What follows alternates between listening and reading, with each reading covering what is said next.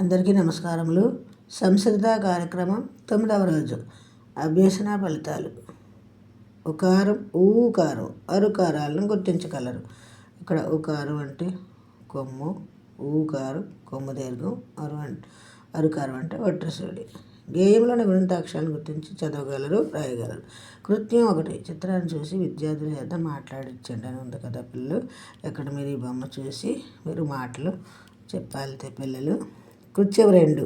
కొమ్ము, కొమ్ము దీర్ఘం, వట్రసుడిలతో ఏర్పడే గుణిత పదాలు చదివించండి. ఇక్కడ కొన్ని కొమ్ము, కొమ్ము దీర్ఘం, వట్రసుడి పదాలు ఇచ్చాడు. చదువుతాను చూడండి పిల్లలు. చదువుతాను.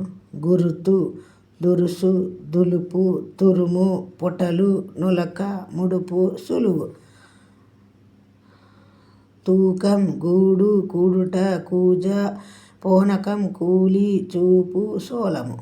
కృతి, బృందం, రుపుడు, కృషి, జాగృతి, వృషభం, హృదయం, గృహిణి. ఈ విధంగా చదవాలి పిల్లలు గుణిత పదాలు. కృత్యం 3. గేయం చదివించి పాడించండి అని ఉంది కదా పిల్లలు. గేయం దేనికి సంబంధించింది?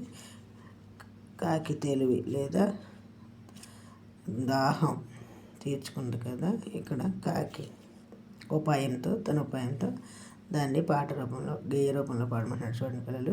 కాకికి దాహం వేసింది, ఊరువాడ వెతికింది, చివరికి కడవను చూసింది, అడుగున నీటిని చూసింది, నీరు అందక ఎగిరింది, గులకరాయిని చూసింది, ఒకటిగా వేసింది, కడుపు నిండుగా తాగింది, హాయిగా ఎగిరింది. ఈ విధంగా మీరు 9వ రోజు సంసిద్ధ కార్యాచరణ పూర్తి చేయాలి పిల్లలు.